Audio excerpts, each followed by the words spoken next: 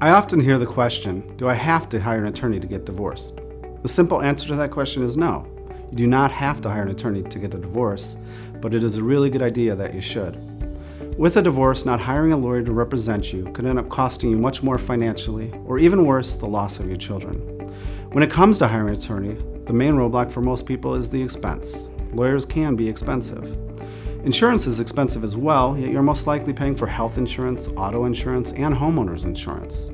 Even though insurance is costly, you recognize how much more it could be for you if you were to have a serious accident or injury and you did not have insurance.